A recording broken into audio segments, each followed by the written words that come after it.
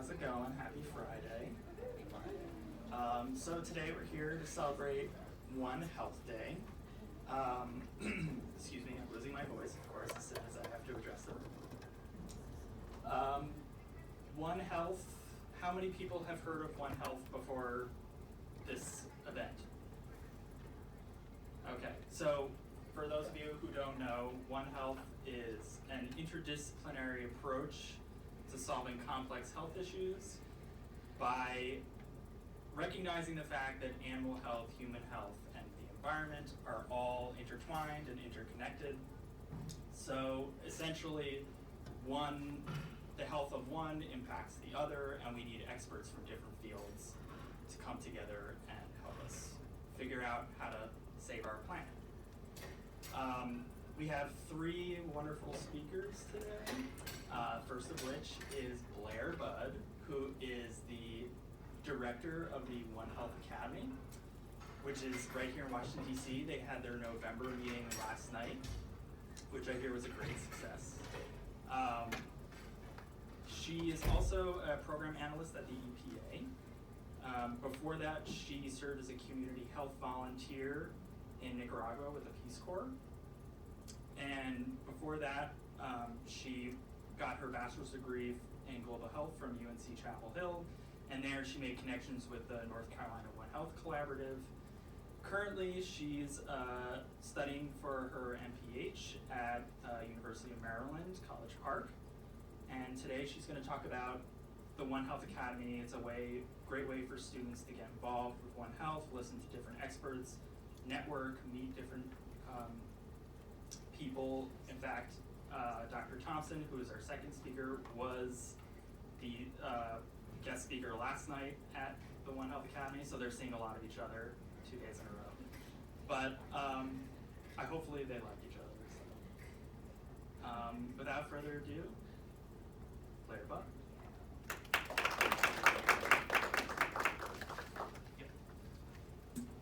Thank you, Mike. Hi, everyone. Good morning. Hello, friends. How's everyone hanging in this day? Can you hear me okay? Yes. All right, awesome. Okay, good. Well, it's an honor to celebrate One Health Day with you guys, and it's awesome what GW is doing with their One Health programs. So thank you for inviting me. And yeah, I'm excited to share more about our group, which is the One Health Academy, with you today. And Mike might have stolen a little bit of my thunder in asking about the group and what we know, but since I wasn't able to see, is there anyone here who is not familiar with One Health in any capacity? Okay, not to call you out. But yeah, that's great news that everyone's aware about One Health and the basis of it being the interconnectedness of the health sectors of animal health, human health, and the environment health. So I know everyone has their preference and their focus, but it's important to acknowledge that interconnectedness is important for us to move health projects successfully forward. So that we have a good baseline on. But our theme today for One Health Day in general is education, and I think that is oftentimes a life theme. You are always a student in some regard, and once you're an expert, you sometimes realize that you might be at a disadvantage. But how do we teach One Health? And I'd like to pose that question to you guys throughout this talk, and think about the resources that we have, what you know, and understanding that education gives One Health the ability to be successful and to drive sustainable change, which I think everyone would get on board with. But it's not a new concept, and I know that decades, centuries earlier on, termed whatever it may be, One Health is not new. And the educational component of that, I think, is the most important part to make sure that it doesn't stay old and that we gather the momentum that we currently have with certain organizations and certain groups and student organizations and the buzz that's happening. We definitely want to take advantage of that and support the advocates, support the key organizations that are currently supporting One Health, and focus on why are we here today? What motivated you to get up and say, okay, this event today, this room, why you chose this moment to kind of learn a little bit more. And International One Health Day is right now a successful movement that has gone on for the last 4 years. So I think take a look at the map, and this is graciously provided by the One Health Commission. But you can see that the momentum is pretty tangible. And we're on the 4th year of One Health Day, and these are events that are going on. I have no doubt that this event that we are currently in is on the map. But you can see how relatable and how it connects so many different individuals, professionals, organizations in One Health. So it's exciting, and we want, as I said, an educational framework to keep this momentum moving forward. So take a moment. I know that light bulb moment may be close by or far away for you guys, but someone had to teach you about One Health, or maybe you self-taught yourself, but there had to be some sort of resource you accessed to hear about it and then think, oh, I like that, or oh, that makes a lot of sense, or just process the concept and it seems so intuitive. But if you can just take a brief moment and think about the first time you heard about One Health and how you learned more, because I think it's important to reflect on that. And I think intuitively in the natural world, One Health it makes sense, right? And that's why it's gathering such strong momentum. But it's also still a concept that needs to be taught, and that's a lot of why we're here today, because we get it, we're drinking the Kool-Aid, we want to move the ball forward, but how do we teach it? How do we make it relatable to those that want to learn more, and those that just recently learned about it? How do we make it achievable?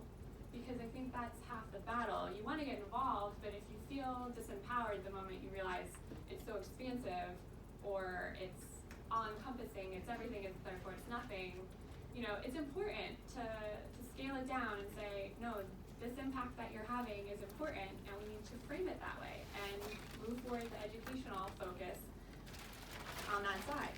So we need to make sure that people see the value of One Health when they're presented with it, and we also want them to become advocates just like you have become advocates, to be excited to share about it, and then maybe next year you be up here speaking about what you're doing in One Health, or sharing with your family, or people in the health realm that might not even know they're doing One Health, but get excited about it and frame their work in a way that you say, hey, this is One Health too, and this is how you're impacting things. That's crucial in the educational realm. So, and we're all responsible for doing our part to help move it forward. So just want to also make sure that you think of yourself and the projects that you're working on right now, whatever program you may be in, whatever really strikes your passion and why you're here today, studying as a student or working towards your personal health goals. How do you see yourself in the future working on those goals, and to think about outside of your swim lane, how can you connect with those that are also working on health? Because you can't do it alone, and the point is that you're part of a bigger community, and to be successful in your specific area, at some point the bigger picture will definitely be important. And that's why One Health, no matter what you're working in, is crucial for us to connect, to educate, to advocate, and to care, because if you don't understand the different spheres of influence in health, it will make it more difficult for you to work in future relationships and to achieve the goals that you want. So it's good to think introspectively about where you are and why you're here, but also to frame it outside, because at some point it does take a village, and you might not be excited about the environmental sector, but you're more into the human and animal side, or vice versa.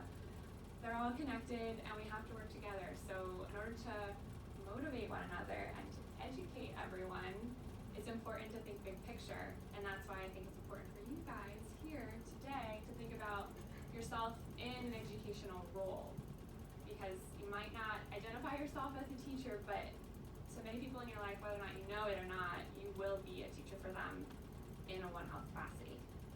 So, I know myself. I don't identify myself as a teacher, but my mom's a teacher, and I thought, oof, I don't know if I want to do that, and here I am. So, you live long enough.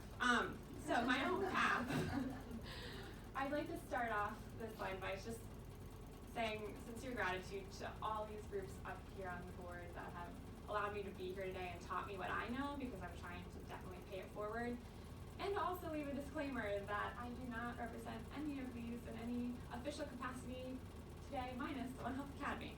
So, with that being said, a little bit more on my journey, why I'm here speaking to you today, is that I started as an undergraduate student at UNC Chapel Hill and got the One Health bug while I was participating at an event at the North Carolina One Health Collaborative, and that is much to attribute to Dr. Cheryl Stroud, who was working with them at the time and is now the director of the One Health Commission. So we hit it off. I was just volunteering. I knew what I didn't want to do in undergrad, but then once I had been to a speaking event at the North Carolina One Health Collaborative, I was like, that's it, but I don't know how. So if you're in that moment right now, or still trying to figure that out, have faith. You'll get there, because the path will just lay itself out. You'll have connections and networks, and that's a huge part of the theme of education, but our group as well. So I traveled to North Carolina and did remote work for the One Health Commission for a little while, even while I was in the Peace Corps. So it helped me understand that, no, I'm really excited and motivated about health work, and that's what I did while I served the 2 years there in Nicaragua. And that was maternal and child health projects, that was teenage pregnancy prevention, HIV and AIDS work, and yeah, it was an endurance race of discomfort. But it was a learning experience, and if anyone separately wants to talk about Peace Corps, please let me know. Great resource and great learning experience, so just that as an aside. But yeah, that was my first experience, sorry about the mic, was getting a more tangible sense of One Health outside academia, and seeing communities that were being impacted didn't define their issues as One Health, but were nonetheless struggling with how to better connect their health spheres and how they could improve their health and health of their agriculture and the health of their trees and the deforestation. Everything's connected. I just go on and on and on. But that was a great experience for me to see, no, this is important, and this is actually a real issue, and it's easy to feel siloed from that in the States or in your comfort bubble or in school, but it's impacting communities across the globe. So, that to be said, I then came back to the States and was really pumped about helping the environmental sector of the 3 spheres of health in One Health get more momentum and get more steam, because for me, at least from a personal standpoint, I saw a lot of the environmentalists that were either in my life or that I reached out to felt really burnt out, because they have been on this soapbox for maybe even the longest, saying that like this stuff is important, you know, the social hierarchy of what health is important shouldn't matter, because if we don't have an earth, we're not going to be here debating about what health is more important. So that was what motivated me to work at the EPA, and it has been a giant learning experience. But yeah, I've not regretted any moment of it, and it's allowed me to connect with the One Health Academy and now be the director. So we're in a really great spot, you guys. DC is an incredible location. We have so many resources. I know you probably get tired of hearing about this, but I think maybe after moving here, I felt like overwhelmed every night if I went home and went to bed, like I was missing out, which was like major FOMO. So there's so much to do and so many resources to access that I really want to inspire you guys to reach out and utilize some of them, because there's no chance, like, you know, you could try to do it all and get burnt out like some of us, but yeah, and every road is different in terms of your path towards One Health. And the One Health Academy, which I'll now focus more of my presentation on and why I'm here, is that we're promoting interdisciplinary collaboration. So we meet once a month, and that's our focus. We want to have an educational speaker series for those that are in the area that are doing One Health work and help them share what they're doing with others. It's kind of as simple as that. So more about the group. This is what our website will present as if you pull it up, onehealthcounty.org. We're always accepting new members. It's free to join. You just get out of the listserv. We meet once a month for 10 months out of the year. It's low commitment, guys. I know you've got deadlines in school and different passions, but Tom again is one of our founders, and we've been around since 2006. So we've been here in DC getting local resources together and sharing topics on One Health for a while now. And it's exciting because now we're located much closer to you guys, at least as a student group, than we used to be previously because we were in the wharf for the majority of our history, and just in the beginning of 2018 moved to DuPont, and thankfully for the American Society of Microbiology, we are now being hosted there, and they're a great partner, and they do a lot of great One Health work as well. So it's a 15-20 minute walk from you guys, and I know that there's certain educational requirements. It's not like community service, but updated stuff where, experiential education. And I think that's a role that One Health Academy could serve for a lot of you guys. And yeah, the history is exciting because we have a previous talk archive, and thankfully, based on being sponsored by the One Health Commission, for example, last night, Dr. Thomson presented, and she had a recorded webinar, and you didn't make it, that's okay, because it's online, and you can just record after you register. So you can check us out, see if the speakers in the past are something of interest for you, and if there's a presentation that could help with schoolwork or motivate you to try out a different perspective. There's a lot of resources on the website, and so that's a great fallback. And I think it's a unique group because we all come from different places, and it's low key. We network, we introduce before we talk, and we meet for 2 hours once a month.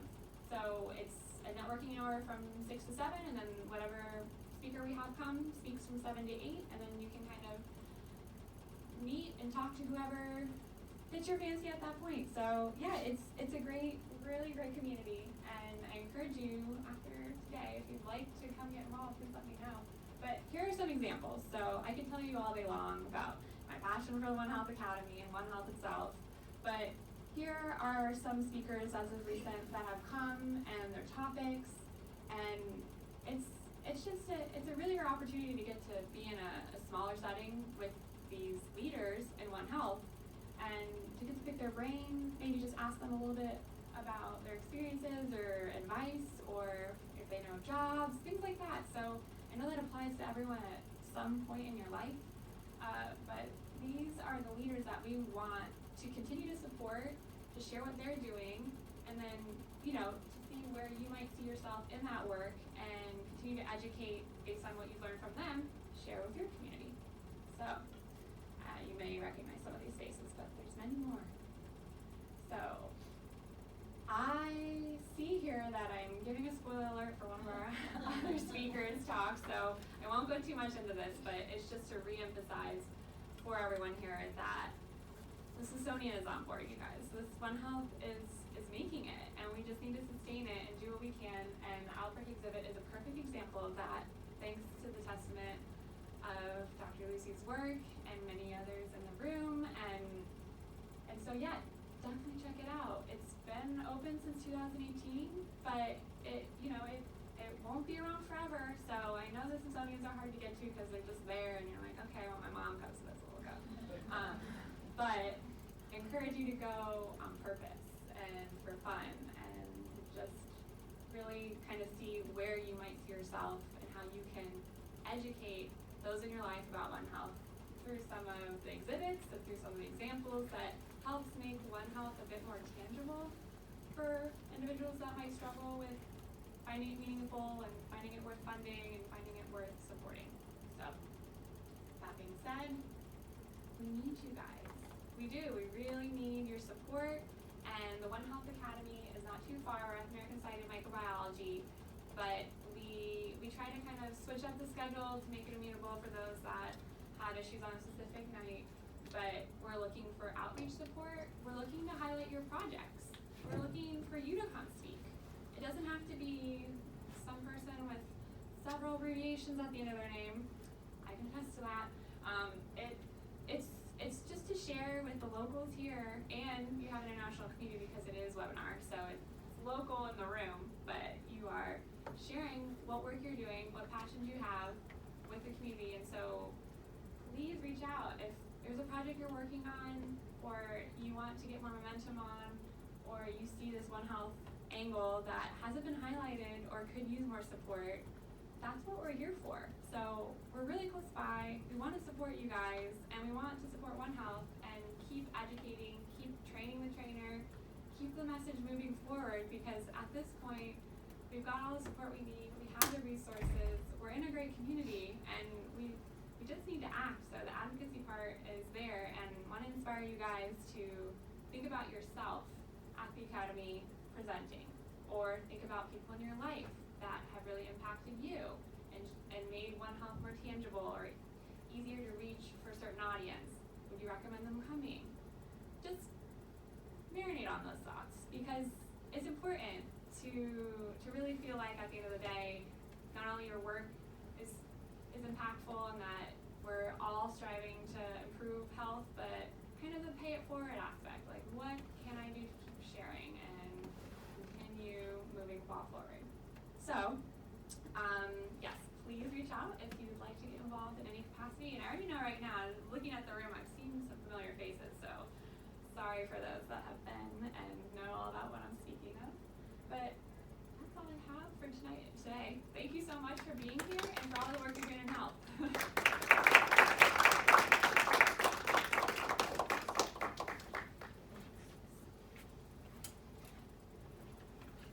Alrighty, thank you, Blair. So now we're on to our second speaker of the day, Dr. Thomson.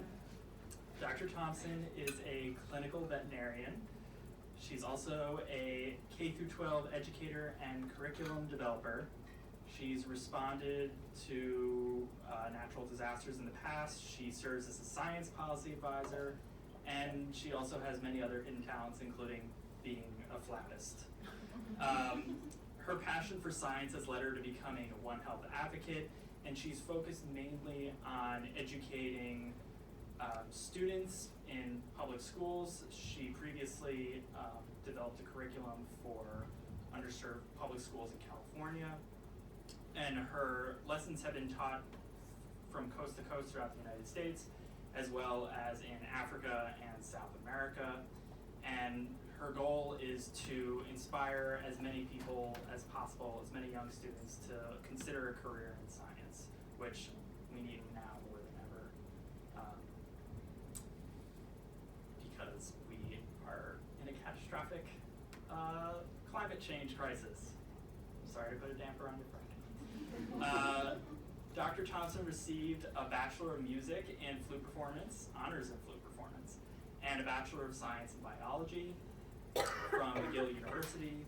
And after teaching in middle school for a few years, she received her Doctor of Veterinary Medicine degree, as well as a certificate in International Veterinary Medicine from Tufts. She then completed a one-year rotation on small animals in Southern California, and now she's here today to discuss her work educating young people and seeing how you guys can all get involved with One Health. Also, I want to mention that we have some coffee in the back of the room if you guys want. We should be getting sandwiches a little bit later on, but if you guys want some coffee, feel free to go right. Dr. Thomson.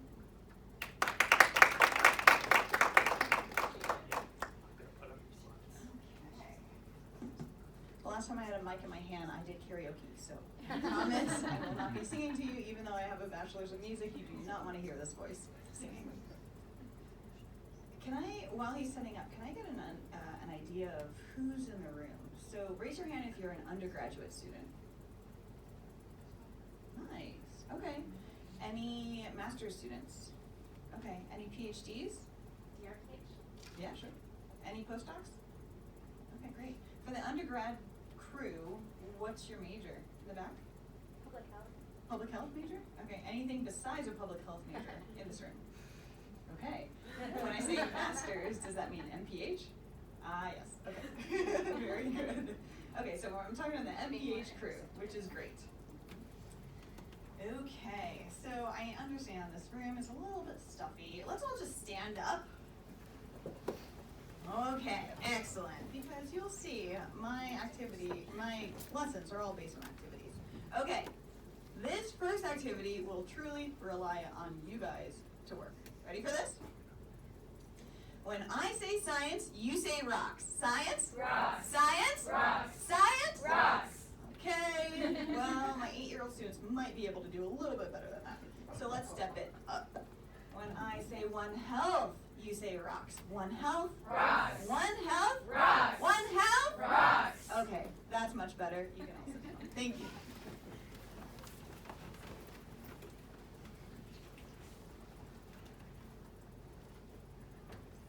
When I introduce myself in a 3rd grade classroom and I'm speaking to 8 and 9-year-olds about One Health, the way I introduce myself is, "Hi everybody, I'm Dr. Debbie, and I'm a veterinarian."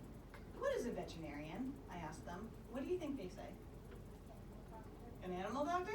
Yeah, and that would be the right answer. But what they actually say is somebody who only eats vegetables. And then I have to go into the difference between a vegetarian, veterinarian. You can see from that simple example the difference between talking to kids versus speaking to adults. Totally different world, right? But don't be intimidated. Today we're going to figure out how can you communicate something like One Health, which can be pretty complicated, to little kids. We're going to go over what is One Health, why is One Health important, how can you actually get One Health into schools, who can do it, and when is the best way to go out and reach the teachers. What is One Health? When I speak to adults, I use a story. This is Jack. Jack is, in this picture, 6 years old. And isn't he cute? He's actually the son of one of my friends named Amy, who lives in Louisiana now. And Jack is obsessed with, at this age, one thing. What is that one thing? Soccer. Yes, good. There's a hint up there. And when he was 11, he was obsessed, yes, with soccer, but one other thing. Animals. Kind of just like me. So he one day found a stray kitten and he found a piece of yarn. And he was playing with that kitten. And you know how kittens are, they can get really frisky really quickly, right? And so the kitten was having a grand old time as well as Jack. And accidentally, the kitten scratched his finger. Nobody thought anything of it, but a week later, Jack was bedridden. He could not get out of bed, he had a stomach ache. So my friend Amy, his mother, brought him to a doctor, but he was still getting worse. Brought him to another doctor, he was still getting worse. Eventually, he was stuck in a wheelchair for months. Over 2 years, Amy brought Jack to over 30 doctors. Can you imagine? It wasn't until Amy found a One Health team that used a physician, so a human doctor, just like Dr. Lucey, and a veterinarian, a One Health team, an MD, a human physician, and a veterinarian, that they figured out together that what Jack actually had was Bartonella, which is a bacterial infection that Jack got from the kitten, and the kitten got from the fleas that were on it. So the veterinarian understood that kittens have they're capable of having a lot bigger load of this type of bacteria compared to adult cats. And what do stray kittens have often? Fleas. So there was an environmental component in there, right? The physician recognized that over 60% of human diseases come from animals. So the combination of the veterinarian and the physician with that One Health approach saved his life. And in this picture, he's 16 years old, and this was the very first day he was able to get back onto the soccer field and kick his ball. So what is One Health? When I talk to the general public, I say it's teamwork between people who care about the environment, animal health, and human health. When I speak to teachers, particularly K-12 teachers, I highlight two things: teamwork and people who care. What's another way to say people who care? Starts with an E. Empathy. Yep, I heard it out there. Empathy. And empathy is the solution to bullying. Show of hands, when you were back in high school, when did you hear the term bullying more than once? Yeah, it's a hot topic right now, right? And the solution to bullying is empathy. When I talk to the general public, I often list the environment first. And that's because adults really understand the environments everywhere. Everybody has the environment in common. When I talk to, say, animal groups, and I go to summer camps that are focused on animals, what do you think I say first? Animals first. When I talk to pre-medical students, or maybe MPH students, what should I say first? I can't hear you. Human health? Yes, human health, but if I talk to, say, pre-medical students, then they would say, well, that's just health, right? Everything's around humans, right? But what I truly say is public health. Okay, let's see if the kids actually truly understand what One Health is all about.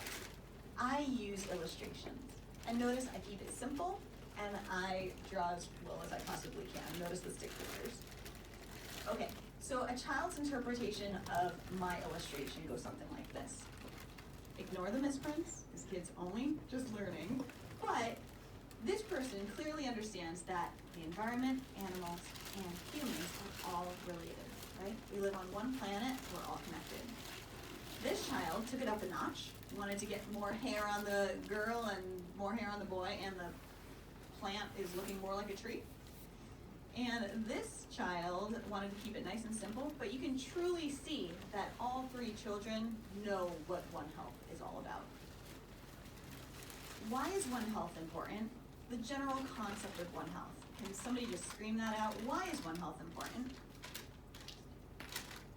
I hear the word sustainability. So you can keep the environment, animals, and people healthy all at the same time. An 8-year-old said that to me in a lesson. Okay, we're gonna take a little step back. Yes, I'm a veterinarian and not a vegetarian, but I also have a teaching background. Before going to veterinary school, I was teaching in a middle school for a year. And it was one of the best years that I could imagine. During my undergraduate degrees, I was also teaching on the side in elementary schools. I was teaching private students as well as in sectionals. Who here plays music? Yeah? So you know what I mean by sectional, right? A lot of kids all at once trying to learn an instrument. So you can only imagine the cacophony when you have 10 flute players that are just trying to learn flute. So it taught me something very important called patience. When I got to middle school, and I was teaching in middle school, I tried to get these kids, and English was their third language, which was pretty impressive. I tried to get these kids to forget that they were speaking to me in English. And even though I spoke French, and that was their first language, and I understand French, I did not want anybody to know about that. They found out at the end of the year, and boy, it was a mixture between hurt, surprise, and complete shock, honestly. So when I teach my French students how to speak English, I use as many activities as possible because I want them to forget that they're speaking to me in English. I don't know if anybody would recognize the painter that I'm illustrating up here. He's actually one of my favorite painters, Norman Rockwell. The beautiful thing about his works is that he has a fantastic way to have a snapshot in time, and you can extrapolate a whole story out of his paintings. If you can't see this illustration, at the very top it's a family going on vacation, and then on the bottom is a family coming back from vacation, and they are completely wiped out. They're exhausted. And this is the type of activity or painting that, say, I would bring to my students. And for that particular day, I was teaching them how to use verb tenses properly. So in the morning, we were excited to go on vacation. In the evening, we came back and we will come back and we will be exhausted, for instance. The kids had so much fun with this activity that not only did they create stories, they made plays and they acted it out. So it was just one of many examples from that one year that will last with me for a lifetime, and it has actually influenced how I teach One Health. Why is teaching One Health to kids important? Anybody out there? Okay, some of the MPH students. Yeah? I heard some whispers. Sustainability again, and that is truly the right answer, to create a sustainable world by changing society. We can all talk in this room about how we want things to change, but until we include the next generation, things are not going to be sustainable, right? I've gone into schools with bars on the windows. Sometimes I have to go through metal detectors. I'm reaching kids that don't have the opportunity sometimes to get an undergraduate degree. That's why I'm talking about changing society. You have to hit the kids, don't hit the kids. You have to reach out to the kids while they're young, okay? You want to change the way they see the world. Don't litter, because if you litter, then a wild animal can come and go into your home's area, right, your home's yard, and maybe that animal has fleas or has another type of bacteria or virus or another disease that can hurt your mom or your sister, right? Everything's connected. So get them to appreciate that. Okay, example number 2 of notes. This is going to be interesting to see if you know this answer, but let's give it a go. So I have different vocabulary words for my students, and this illustration depicts a vocabulary word. Hint, none of the words that you see on the screen is the vocabulary word. Can anybody guess what that was a child's depiction of? Vector. Ooh, I heard vector. That was an excellent guess. It's a zoonotic disease. So how do you explain a zoonotic disease to an 8-year-old? Yeah, good luck, right? A zoonotic disease is a disease that can jump between different species. And when I say jump, I physically do it. I want kids to see me, hear me, feel me in the floor. Otherwise, how else are they going to remember? Another trick that I use with zoonotic disease is I say, okay, we're all kids now, okay? I say, how many people have gone to the zoo? Raise your hand if you've gone to the zoo. Okay, great. That's everybody. Now, is there one species at the zoo or multiple species at the zoo? Multiple species at the zoo. Well, then I say a disease is really a germ. I don't say pathogen, okay? Kids don't understand pathogen, I say germ.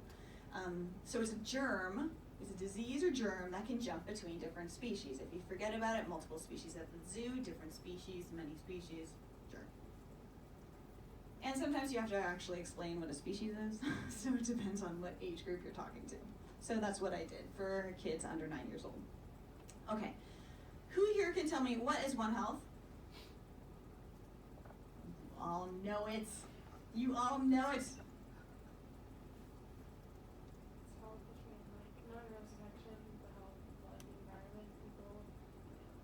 Yeah, exactly. It's the connection between environmental health, human health, and animal health. Perfect. Guess what? That means you can teach One Health. Okay, how can you bring One Health knowledge into your community? Okay, pretty much talk to anybody who has ears, because you don't know what contacts they have. And particularly at this stage in your career, at the very cusp of graduating, now's the time to make those connections. So get to that One Health Academy and make as many connections in Washington, D.C. as possible. It is such a gift to be here. Coming from out of state, I was coming from California most recently. D.C. is a whole wide world of connections. It is incredible. Use that to your advantage. The way I brought One Health into my community in California is the first thing was join. I attended for many years, Toastmasters International. Has anybody heard of this group? Yeah. So it advertises itself as a public speaking club. The way I say it, it's a communication club. And one day I was speaking about One Health, education, and how I see the future of One Health. And one other member of Toastmasters comes up to me and he says, I have a friend who is looking for volunteers for Earth Day. Are you interested? Yeah, I'm interested. And that'll be my next slide. But quickly to finish this one, STEM programs. Who can tell me what STEM stands for? Yeah. Science, technology, engineering, and mathematics. Perfect. Science, technology, engineering, and mathematics. Excellent. So there are STEM programs that have come up to me after I've developed several lessons and said, okay, we want to use some of your material for our camps. Awesome, do it. Career Day. Yes, I'm a veterinarian. I don't know if you'd be surprised to hear, but every single day I'm in the clinic or in hospitals or in the shelter, I practice One Health. When I talk to pet owners and talk about, say, flea prevention, I need to understand, is there a toddler in the house? Because I need to figure out, do I want to give a topical medication or an oral medication, right? On the skin or in the mouth? Because what do toddlers do? They put their hands everywhere, including in their mouth, right? Side note, at least in California, the topical flea medications don't even work because of resistance buildup. It has not been working for the last 5 years. So resistance is a real thing, and we'll talk about that soon. So when I go to career days and I talk about veterinary medicine, I definitely include One Health into that topic.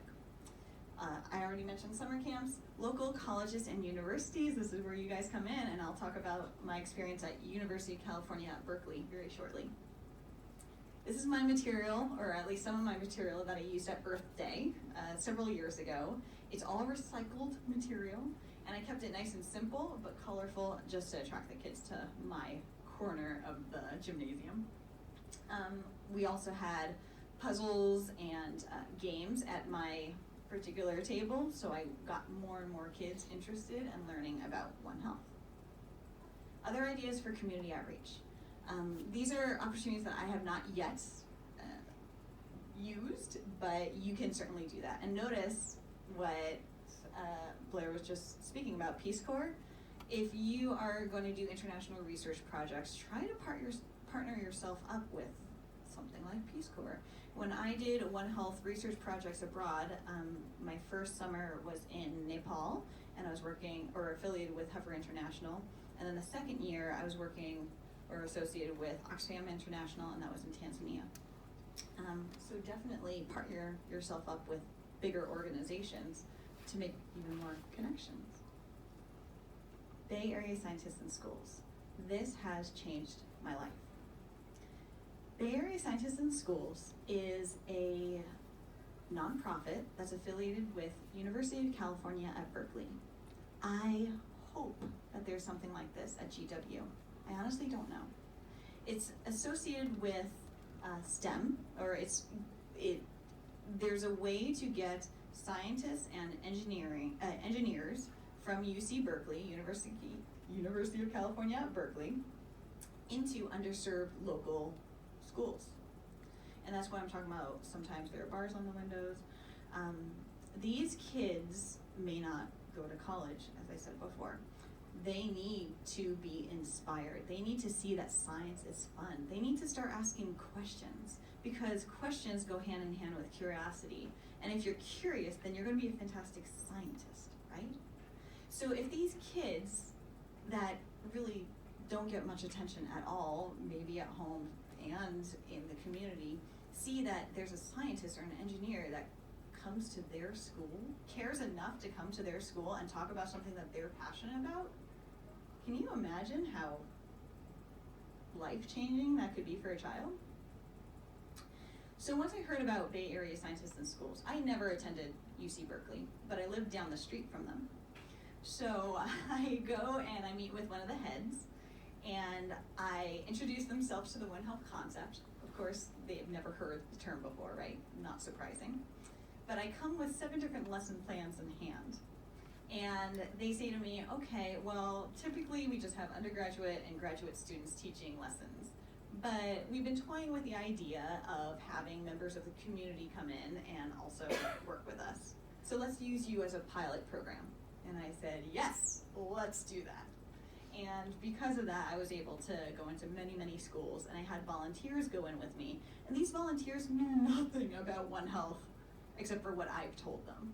So these are people who own gymnasiums, or these are people who sell insurance to corporations, or computer scientists, for instance. Never forget your why. Why do you want to go out and teach kids about One Health? Can anybody answer that? Why do you want to teach kids about One Health? They're the future. You want them to know. They're the future. You really want them to know and to care. So sustainability, the whole point of your lesson, right? Make sure that the general public really understands the importance of the lesson, teach empathy, and create lifestyle changes. In this particular picture, it's one of my friends teaching in Uganda. And I don't know how much experience you have had in developing countries, but there are rolling blackouts in a large part of this world. So electricity is not constant, right? So you have to, or I had to, create a lesson plan that did not rely on anything technological, okay? No videos, nothing with the computer, no animations. So with influenza, the influenza virus, flu virus, right? There's something that is called a mutation, which I'm sure all of you know about. And because of a mutation, that bird influenza or swine flu, those types of influenzas can modulate, modify, mutate, and unfortunately hop onto people, right? It's a real thing. And in Uganda, it's a concern there. So that's why I wanted to use my bird flu or avian influenza lesson in Uganda. But how can you do that if you don't have an animation? How can you teach what a mutation is without any help like that? And you don't know what type of materials they have, and you don't want the teachers to go out and buy materials, right? I mean, you don't know if there's dirt on the floors, or like mud floors. You don't know if these lessons are going to be taught outside. So what I had to do to teach what a mutation is to these kids, and these are about 12-year-old kids, is we played the telephone game. Yeah. So a telephone game, for those that don't know what that is you sit in a circle, one person whispers a phrase, and then that phrase goes all the way around the circle, and that phrase will, I can guarantee you, change, okay? And it can be a silly phrase, it doesn't matter. Whatever the starting phrase is going to be vastly different from the last phrase. So now you know what it is. Now you know it's important to teach kids about One Health. So come and join the movement. You might think, okay, I get it. I know it's important, but I have no idea where to start. So let's figure out where to start. Number one, you need to make sure you keep things simple. In the Bay Area, where I was living near San Francisco, just last year, for the last few years, there's been a lot of talk about leptospirosis. It's a type of bacteria that's found in stagnant water, slow-moving streams that wildlife get to. And it's transmitted through urine of wild animals, and then dogs go and drink those puddles, and then dogs have their kidneys and their livers severely hurt. And guess what? It's zoonotic. It can jump to people. What a pleasure! And that happened. There was an epidemic in San Francisco, and what year was that from? I was living there. I think it was 2014 or 2016. And then sea lions also had huge outbreaks of leptospirosis all up and down the coast. So leptospirosis is a big thing in California. But I'm not going to have the kids say and spell out the word leptospirosis, that bacteria. Are you kidding me? That's like 16 letters long, I think. It's way too long. I say lepto, and I want the kids at the end of that lesson to just know, don't drink dirty water. Don't have your dogs go and drink dirty water, right? I don't need to go into all the different, what's called sterovars, or all the different variations of lepto. I just need to make sure, don't drink dirty water, keep your dogs on a leash. Those were the take-homes. Know your audience. When you talk to people in the classroom, who are you speaking to? Students, exactly. So the audience here are the kids, or is the kids. Now, it's going to get a little bit busy here, but just roll with me. It's going to make a lot more sense soon. The way I divided the next portion up is go through best teaching techniques for various age groups. And we'll go through it one by one. For 5 to 7-year-olds, you can imagine their attention span is really short. The other thing that's really important to know about that age, it's all about me. Me, me, me, me, me, me. There's no sharing, there's no caring, besides for me. Use lots of colors, keep it nice and simple. They want to touch things, do things, smell things, they want to run around, they want to have fun. Use surprise. If you're going to have a demonstration, use surprise. You want them to say, wow, that was so cool. And then run home to whoever is at home and tell their parent or their grandparent or whoever's taking care of them what they learned today. Guess what, Grandma? I just learned about One Health. Oh yeah? What's One Health?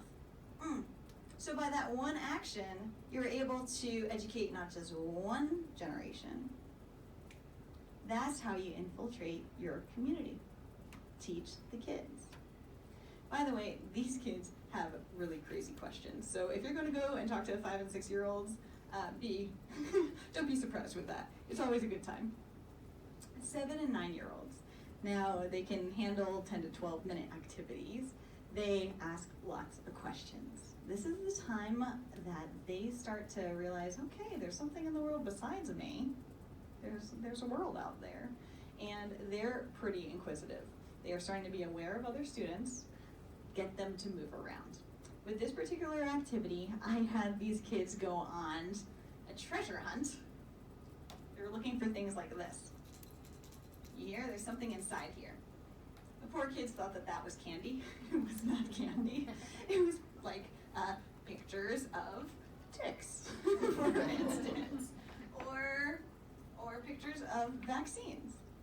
But that's a really good thing. They want this picture.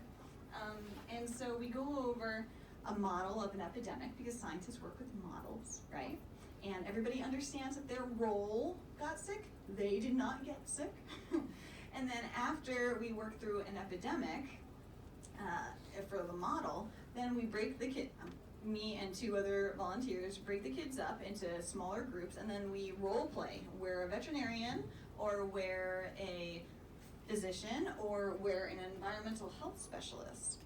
And for the benefit of the children that don't speak English with confidence, because there are a lot of immigrant families in this area, we use visual aids. Okay?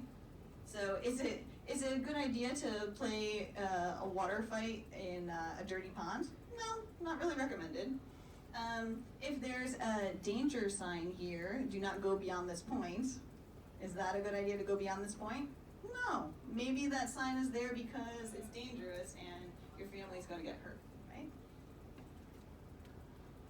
Oh, and then just another point to my my artistic abilities. This is supposed to be a sea lion.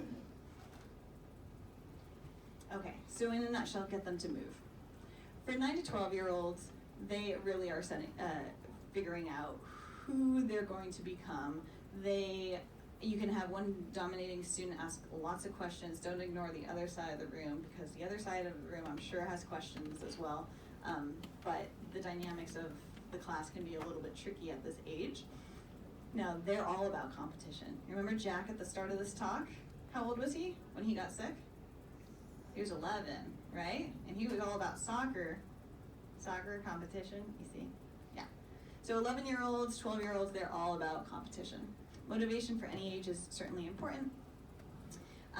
You want to challenge them. They're at an age where they can be challenged and they want to be heard. 12 to 14-year-olds, they can certainly pay attention for a bit longer. Notice the kid in the blue hair in the front.